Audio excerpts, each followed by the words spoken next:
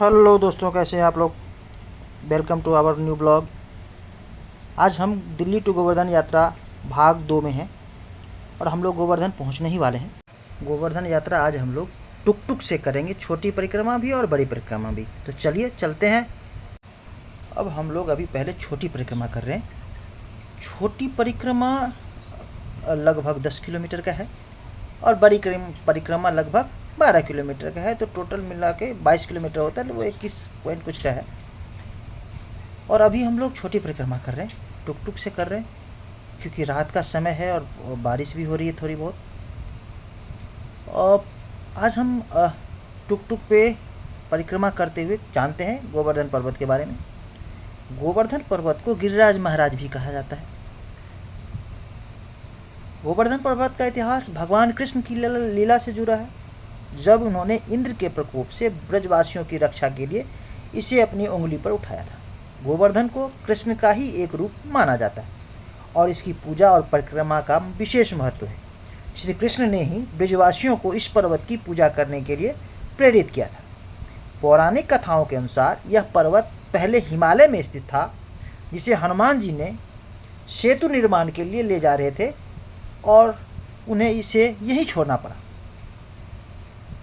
त्रेता युग में हनुमान जी समुद्र पर सेतु बनाने के लिए हिमालय से एक पर्वत उठाकर ब्रज की ओर जा रहे थे। जब वे वृंदावन पहुंचे तो उन्हें पता चला कि सेतु का निर्माण पूरा हो चुका है। तब पर्वत को यहीं छोड़ दिया गया और बाद में द्वापर युग में भगवान कृष्ण ने ब्रजवासियों की इंद्र के क्रोध से रक्षा करने के लिए अपनी तर्जनी उंगली पर गोवर्धन पर्वत उठा लिया। इस घटना के बाद कृष्ण ने ब्रजवासियों को गोवर्धन की पूजा करने को कहा, जिसके बाद से गोवर्धन पूजा का विधान शुरू हुआ। गोवर्धन पर्वत को गिरिराज महाराज के नाम से भी जाना जाता है और यह भगवान कृष्ण का ही एक प्राकृतिक रूप माना जाता है। गोवर्धन पर्वत उत्तर प्रदेश के मथुरा जिले के अंतर्गत एक नगर पंचायत है गोवर्धन, व इसके आसपास के क्षेत्र को ब्रजभूमि भी कहा जाता है। यह भगवान श्री कृष्ण की लीला स्थली है। गोवर्धन पर्वत को भक्तजन गिरिराज जी भी कहते हैं। गोवर्धन पर्वत का जन्म भारतवर्ष में सालमली द्वीप के भीतर द्रोण पर्वत की पत्नी के गर्भ से हुआ। तब सब पर्वतों ने एक स्वर में गोवर्धन पर्वत को गिरिराज की उपाधि दी। गिरिराज मतलब पर्वतों का राजा। सदियों से यहाँ दूर दूर के से भक्तजन गिरिराज जी की परिक्रमा करने आते हैं और यह 7 कोस की परिक्रमा लगभग 21 किलोमीटर की है। मार्ग में पड़ने वाले प्रमुख स्थल में अन्योर, गोविंद कुंड, पुछरी का लौठा, जतिपुरा, राधा कुंड, कुसुम सरोवर, मानसी गंगा, दान घाटी इत्यादि है। परिक्रमा जहाँ से शुरू होती है वहीं पर एक प्रसिद्ध मंदिर भी है, जिसे दान घाटी मंदिर कहा जाता है। तो चलिए दोस्तों, आज हम एक एक जगह आपको दिखाते हैं और उसका इतिहास समझते हैं।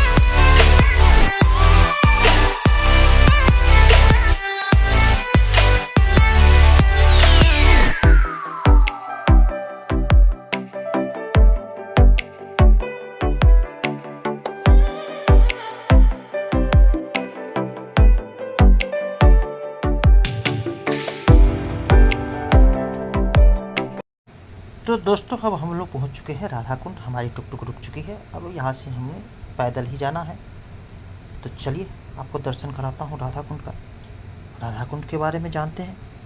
राधा कुंड का इतिहास भगवान कृष्ण द्वारा अरिष्टासुर नामक राक्षस के वध से शुरू होता है। कृष्ण के पाप धोने के लिए गोपियों के अनुरोध पर कृष्ण ने सभी तीर्थों के जल से श्याम कुंड प्रकट किया। जिसके बाद राधा ने अपने सखियों के साथ मिलकर राधा कुंड का निर्माण किया। यह कुंड श्री कृष्ण और राधा के पवित्र प्रेम का प्रतीक है, जहाँ लाखों भक्त स्नान कर कृष्ण भक्ति का अनुभव करते हैं। एक बार भगवान श्री कृष्ण ने अरिष्टासुर, जो बैल के रूप में राक्षस का वध किया। वध के बाद राधा रानी और सखियों ने कहा, गौवध महापाप है, अब आप अपवित्र हो गए हो, अब आपको स्नान करना होगा। श्री कृष्ण मुस्कुराए और अपनी एड़ी से भूमि को खुरचकर एक कुंड बनाया और सभी पवित्र नदियों को बुलाकर उसमें समाहित किया। इससे बना श्याम कुंड।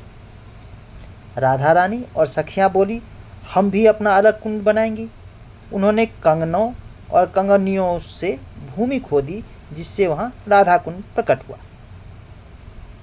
बाद में कृष्ण ने गंगा, यमुना सहित सभी तीर्थों को आदेश दिया कि वे राधा कुंड में प्रवेश करें।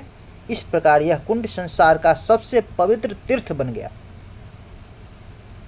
राधा कुंड का महत्व, कार्तिक माह की अष्टमी को लाखों भक्त यहाँ स्नान करते हैं। माना जाता है कि सभी पवित्र नदियों का तीर्थ राधा कुंड में ही निवास करते हैं। राधा कुंड को श्री राधा कृष्ण प्रेम का प्रत्यक्ष स्वरूप माना जाता है। भक्त मानते हैं कि राधा कुंड में स्नान करने से पाप नष्ट होते हैं और भक्ति में गहरी प्रेम भावना उत्पन्न होती है।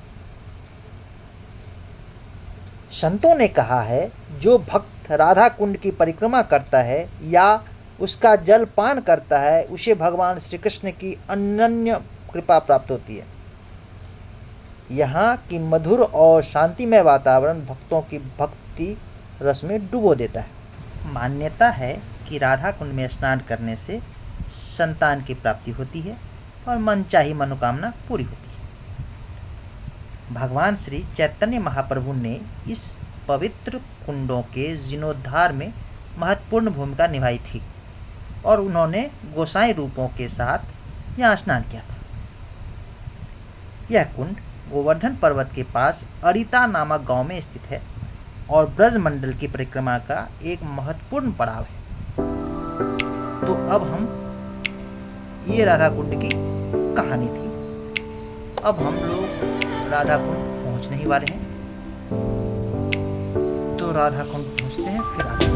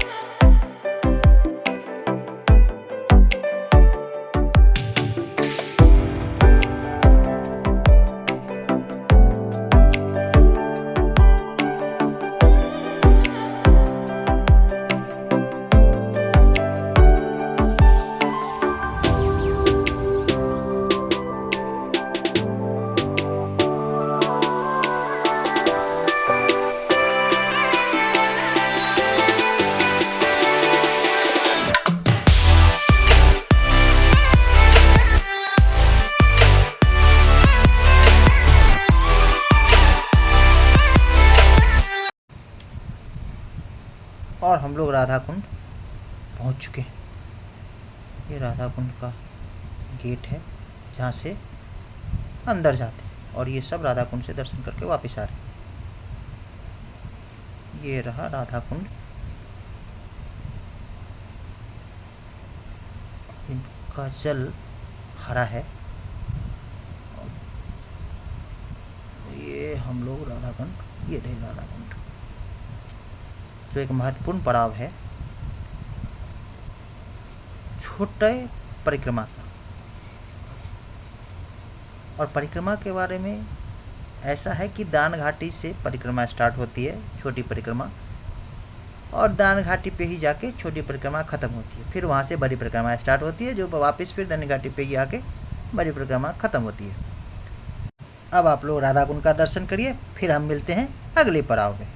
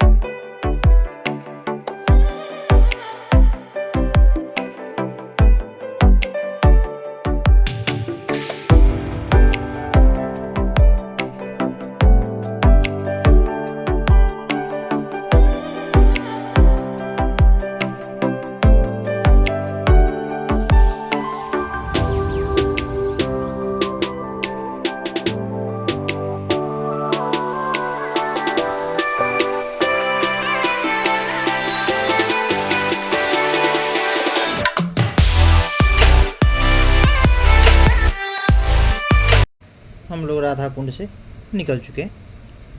अब मिलते हैं आपसे इस ब्लॉग के भाग 3 में।